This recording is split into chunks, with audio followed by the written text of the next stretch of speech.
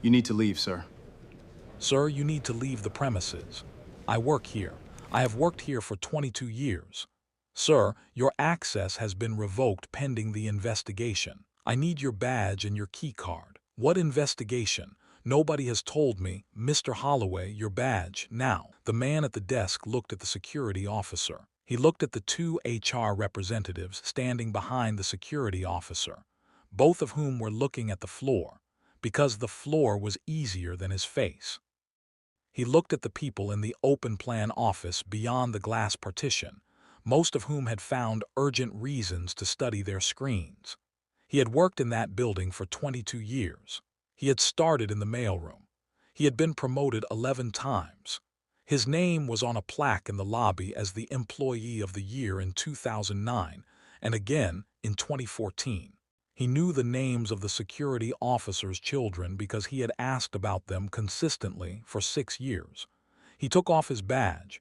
He set it on the desk.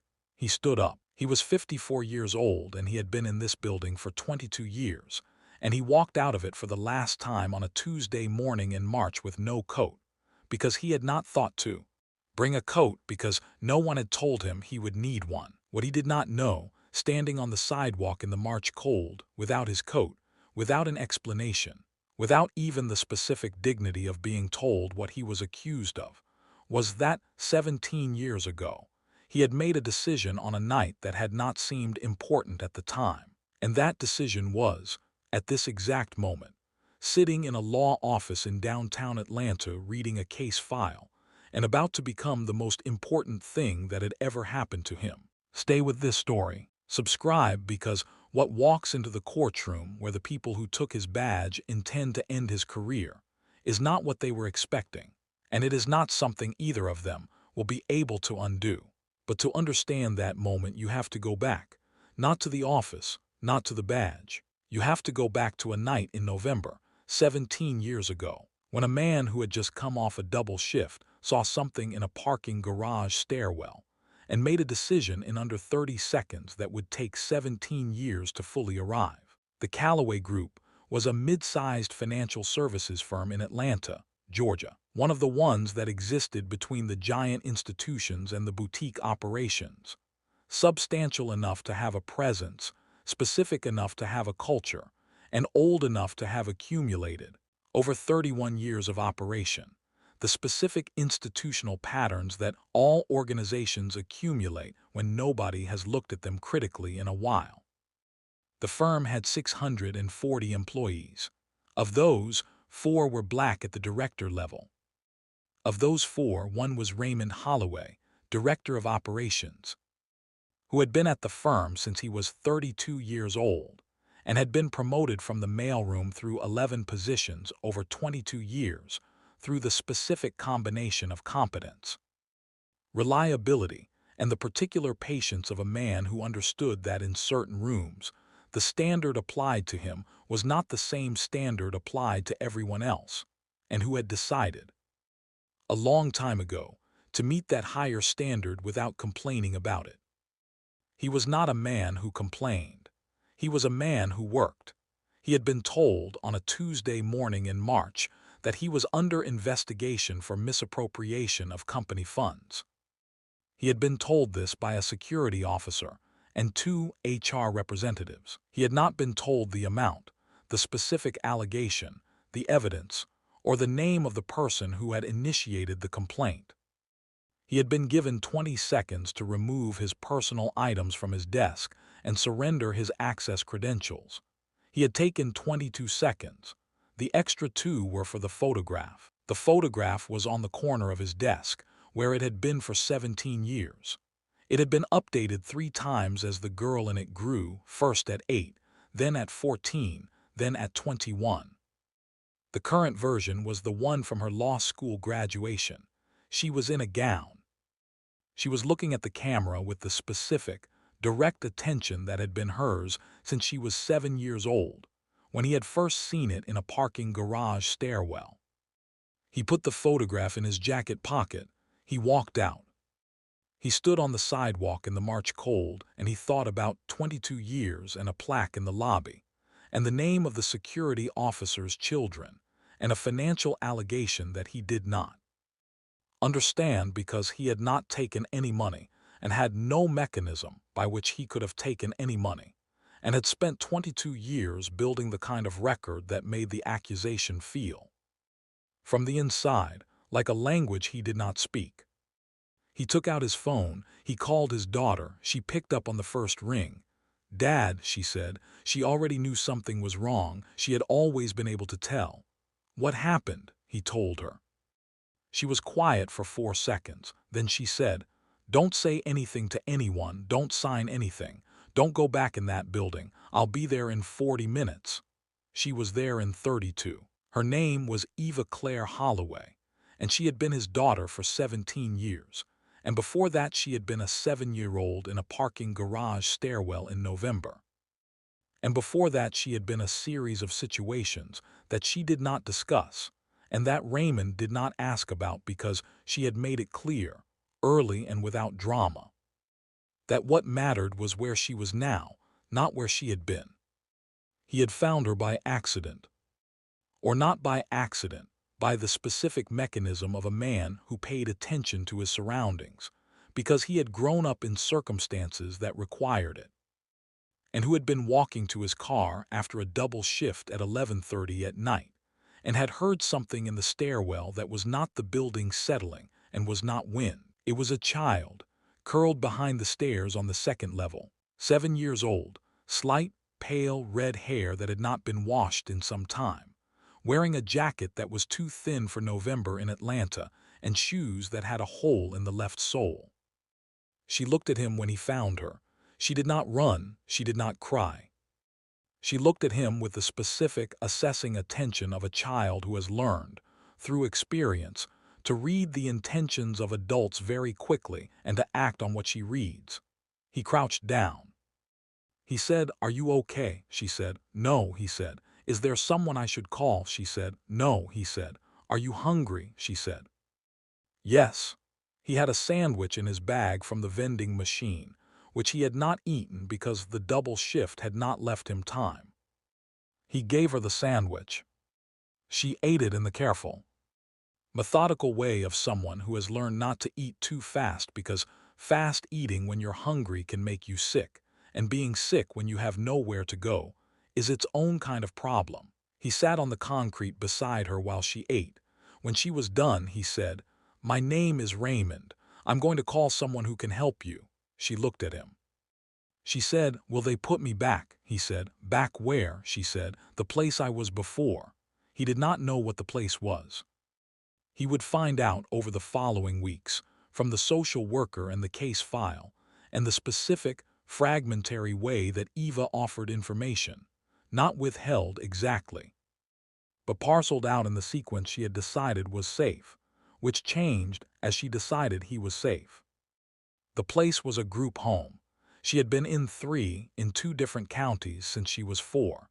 She had been in the last one for 8 months when she left. She had left because a specific thing had happened there that she did not describe for 2 years, and then described to Raymond in the kitchen of his apartment on a Sunday afternoon, quietly, without looking at him, in the careful language of a child who has spent a long time deciding whether the telling will make it worse or better. He had listened without interrupting. When she finished, he said, "Thank you for telling me." She looked at the table. He said, "That is never going to happen again. Not while you're with me." She had looked at him then, the direct, assessing attention from the parking garage stairwell. She had decided something. He could see her decide it. She had not looked away from him since. The adoption had taken 14 months and involved a caseworker, a family court judge, a home study, 2 hearings, and a period of foster care placement that Raymond had navigated with the specific patience of a man who understood that the system was not designed for speed, and that patience was the price of what he was trying to build. He had never considered giving up. The thought had not, in 14 months, presented itself as a real option. Eva had been 8 by the time the adoption was final. She had sat in the family court judge's office for the signing, and the judge had looked at her and said, "Do you understand what this means?" Eva had said. It means he's my dad. The judge had looked at Raymond. Raymond had looked at his daughter. The judge had signed the papers. Eva Holloway had grown up in Raymond's apartment in Decatur, Georgia, which was a two-bedroom place on the third floor of a building that had a small pool and a broken elevator, and a view of a parking lot, and was, by any external measure, unremarkable. It was, by every internal measure, the first place she had lived that she trusted would be the same when she came back to it. She was a serious child, not somber, serious. There was a difference. She laughed. She had opinions about food and about movies and about the specific injustice of certain homework assignments. She played soccer from 9 to 15 and was good at it in the way that small, fast, technically precise players are good at it, not through size but through the ability to read where the play was going before it got there. She read constantly. Raymond had grown up reading and had a full bookcase in the living room, and she had worked through it methodically starting at 9, pulling books off in a sequence that seemed random but that Raymond eventually understood was not random at all. She was reading the ones that dealt with systems. How things worked, how decisions were made, who made them, what happened when they went wrong. She asked Raymond at 12 what he did at work. He explained operations management. The systems that kept an organization running, the logistics, the compliance, the internal controls. She asked, who checks the people who run the systems? He said, other systems, internal audit. Compliance, HR, she said, and who checks those? He looked at her, he said, that's a good question. She went back to her book. She told him at 14 that she wanted to be a lawyer. He said why? She thought about it and said, because the system makes decisions about people and someone has to know how to challenge it when it gets the decision wrong. He looked at her.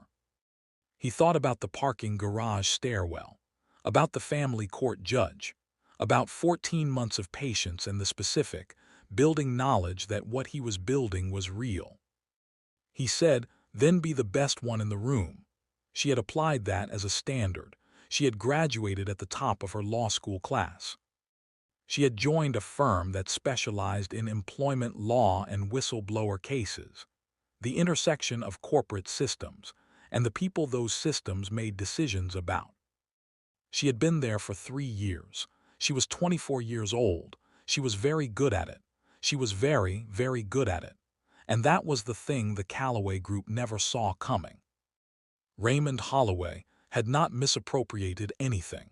Eva knew this because she knew her father, and because she knew her father.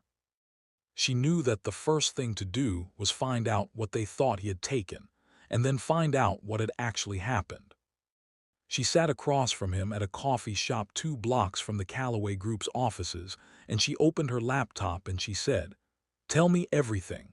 Start from the beginning. Leave nothing out," he told her. She asked questions, specific ones, about the accounts he had access to, about the transactions he had authorized, about the approval chain above him and below him, about who else had access to the systems he managed. She asked, has anything changed in the last 6 months? New software, new personnel, new processes. He thought about it. He said they brought in a new CFO in September, Marcus Crane. He restructured the finance team in October. What changed in operations? Raymond thought. He consolidated 2 accounts that used to be separate, said it was more efficient. I processed the consolidation request. Eva typed. She said, who authorized the consolidation? Crane signed it. Did you retain a copy? Everything goes through the system. It should all be in there.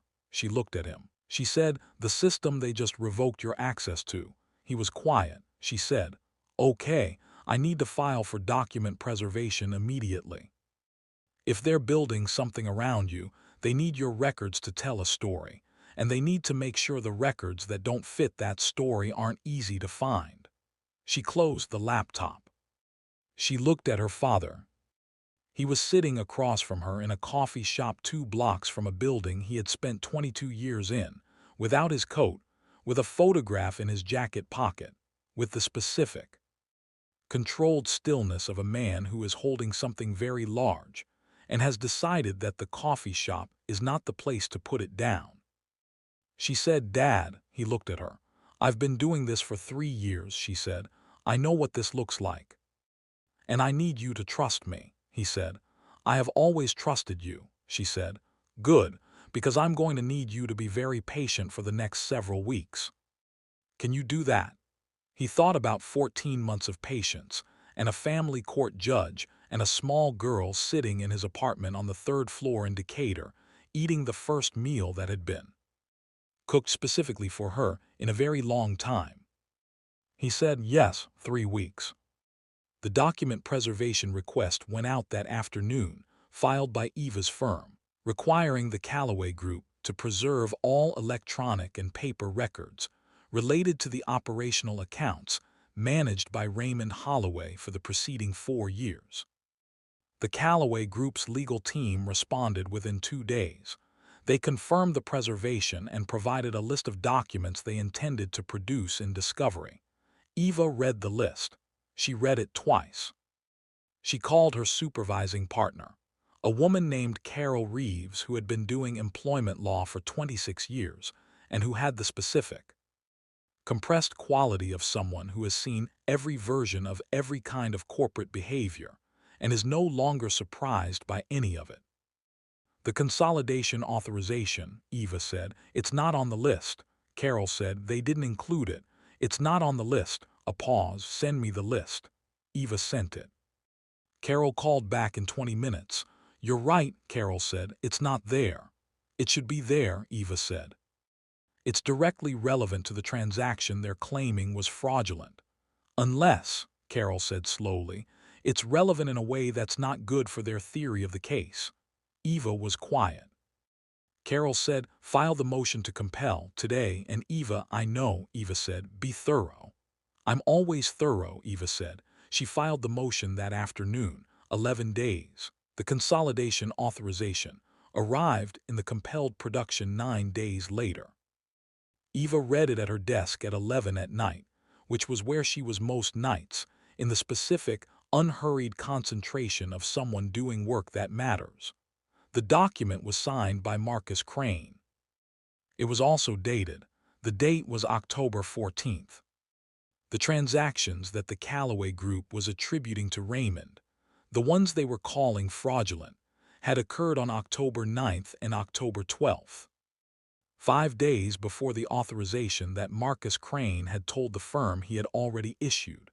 Eva sat at her desk for a long moment. She looked at the authorization. She looked at the transaction dates.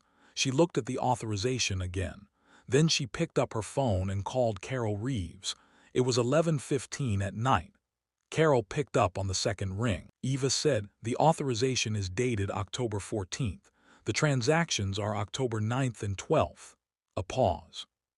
Carol said, "He backdated it. The original should have been dated no later than October 8th, Eva said, "if it was a legitimate consolidation request." The transactions happened under a consolidation authority that didn't exist yet when they happened, which means the transactions happened under someone else's authority, Eva said. "Not my father's." Carol was quiet. "File for the audit trail," she said. "The system logs every access event on those accounts for October.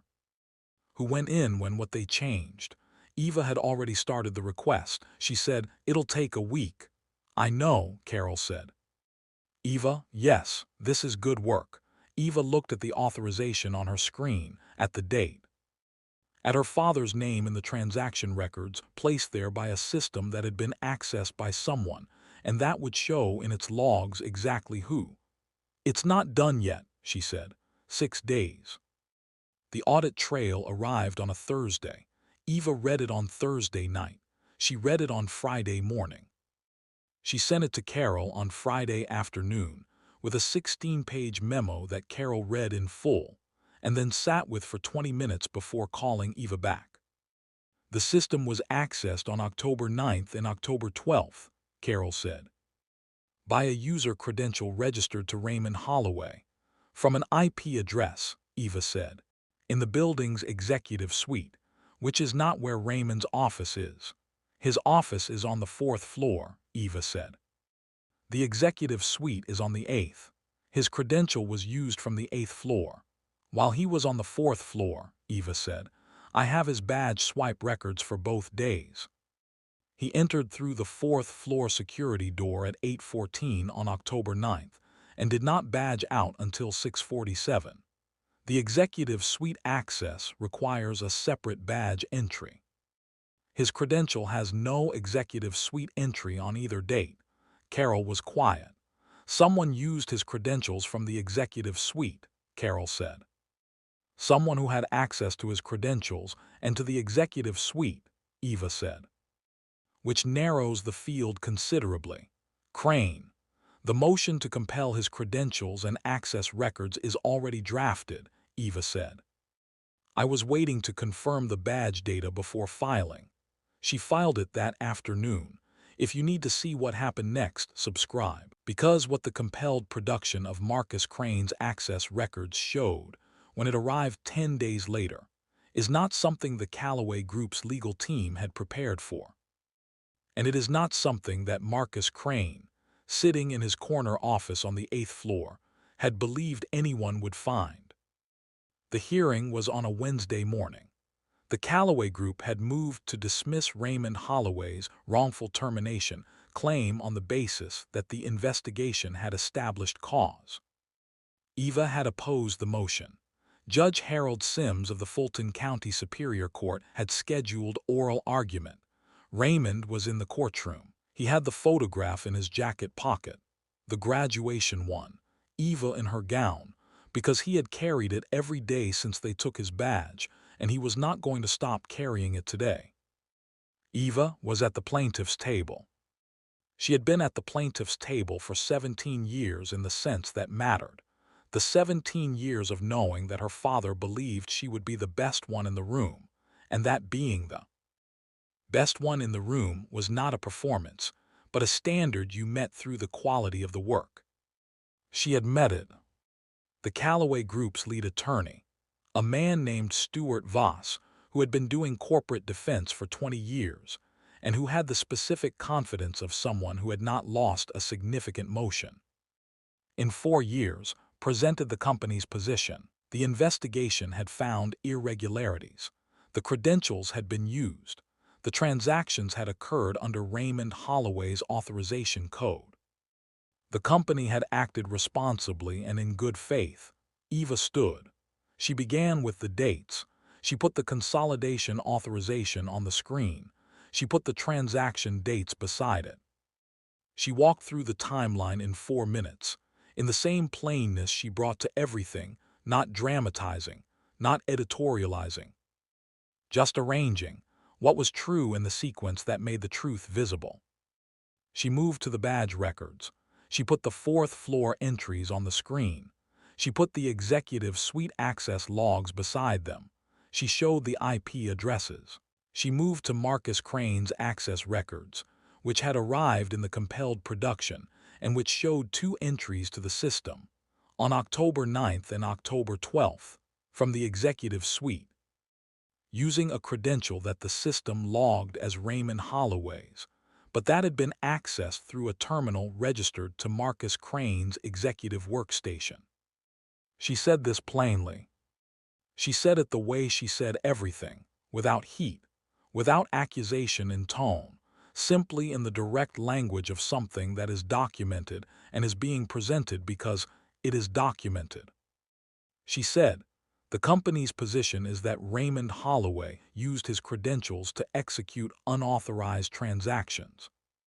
The records show that those credentials were used from a terminal in the executive suite that Raymond Holloway did not access on either relevant date, as confirmed by badge entry records that show him on the 4th floor throughout both days. The credentials were used from Marcus Crane's workstation. The consolidation authorization that would have made those transactions legitimate was dated 5 days after the transactions occurred. The company's own records established that the transaction was not authorized when it happened, that Raymond Holloway was not in the location from which it was executed, and that the person whose workstation was used to execute it is the same person who issued a backdated authorization to cover it. She looked at the judge. She said, "My client's termination was not a good faith response to a legitimate investigation. It was the second step in concealing the first step." Stuart Voss was on his feet. He objected to characterization. He objected to the inference. He objected to the implication. Judge Sims listened to the objections. He overruled them. He looked at Eva. He looked at the timeline on the screen. He said, "Counsel, is the individual whose workstation was used to execute these transactions currently employed by the defendant?" "Yes, Your Honor," Eva said. "Marcus Crane is the chief financial officer." Judge Sims looked at the Callaway Group's table. He said, "Mr. Voss, does your client wish to respond to the access records?" Stuart Voss looked at his client representatives. One of them leaned in and said something. Voss looked at the screen. He looked at Eva. He looked at the timeline. He said, "Your Honor, the defendant requests a brief recess to confer with counsel." Judge Sims said, "You may have 20 minutes, 3 words from the bench." Not a ruling, not yet. But the specific, directional weight of a judge who has seen the shape of something and is giving the losing side a chance to find their own way to the conclusion before he finds it for them. Voss and his team went into the hallway. Eva sat down. Raymond leaned toward her. He said quietly, "It's not done," she said. He looked at her. She was looking at the screen. "At the timeline, at the dates," she said. "When it's done, I'll tell you." He sat back. He put his hand in his jacket pocket. He held the photograph. The 20 minutes passed. Voss came back. He stood at the defense table. He said, "Your Honor, the Callaway Group wishes to withdraw its opposition to the plaintiff's motion and requests a period of 60 days to negotiate a resolution." Judge Sims looked at Eva. Eva stood. She said, "The plaintiff is willing to negotiate, subject to the condition that Raymond Holloway's personnel record be cleared of all references to the investigation prior to any settlement, and that the matter of the access records be referred to the appropriate authorities for independent review." Voss looked at his clients. His clients looked at the timeline on the screen. Voss said, "Agreed to the first condition. The second is outside the scope of this proceeding." Eva said, "The second is a condition of settlement, not a concession in this proceeding. The referral can be made by my client regardless of settlement. We are simply noting that it is our intention." Voss said, "We'll need to discuss that." Judge Sims said, "You'll have 60 days." He adjourned. Raymond sat at the plaintiff's table for a moment after the room had begun to clear. Eva was putting papers into the briefcase, the same briefcase she had carried into every case for 3 years. The one she had chosen because it was practical and durable and did not make statements about anything other than the work. She closed the briefcase. She looked at her father. He looked at her. He said, "You were the best one in the room." She said, "I know," he laughed. A real one, the specific, unguarded laugh of a man who has been holding something very heavy for several months and has just set it down. She stood up. She said, "Let's go get lunch." They went to the same diner they had always gone to for important things, the one in Decatur near the apartment.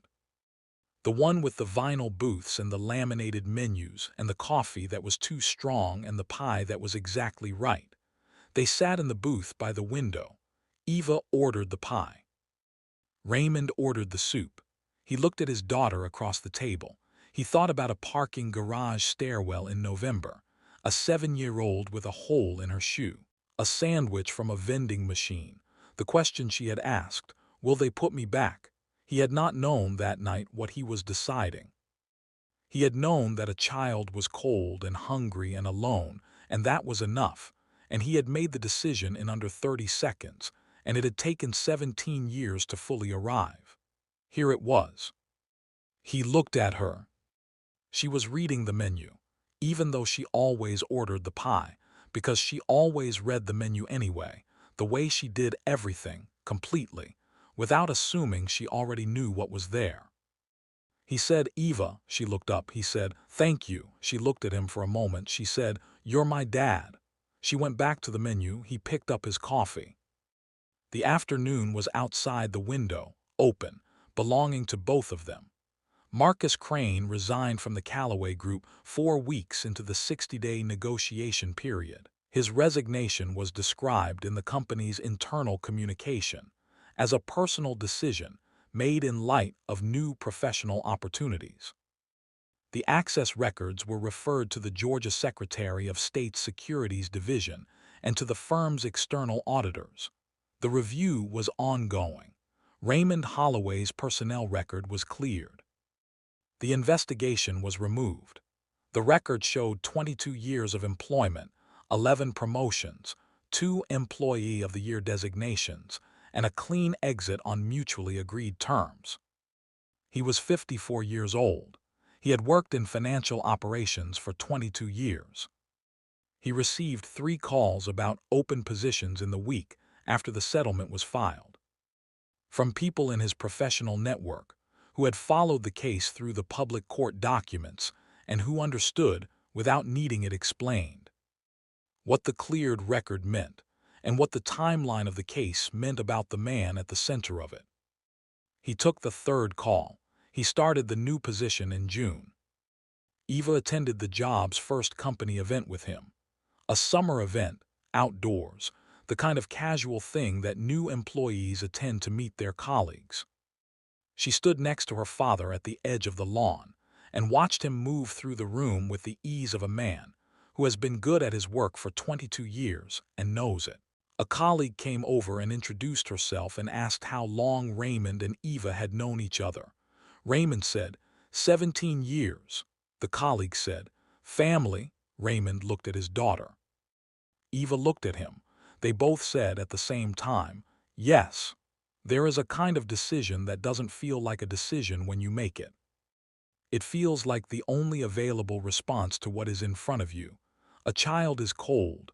A child is hungry. You have a sandwich. You sit down. These are not choices with weight, in the moment. They are simply what you do when you are the person you have been choosing to be, every day, across the whole of your life up to that moment. The weight arrives later. It arrives when the child is 24 years old and she walks into a courtroom, and she knows every piece of evidence in that room, and she knows the timeline, and she knows the terminal IP address, and she knows the backdated authorization.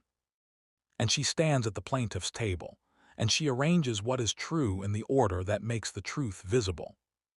And she does it for the man who sat down next to her on a concrete floor in a parking garage, and gave her a sandwich from a vending machine and stayed until she was ready to stand up. Raymond Holloway made a 30-second decision in November. It took 17 years to arrive. That is not unusual. The most important things usually take that long. Here is the question this story leaves behind. What 30-second decision are you avoiding? Not because it's complicated, but because you can't see yet what 17 years of it might look like. Who is sitting in a stairwell somewhere that you haven't stopped for yet? If this story moved you, share it, because someone you know needs to hear it, and they are not going to find it on their own.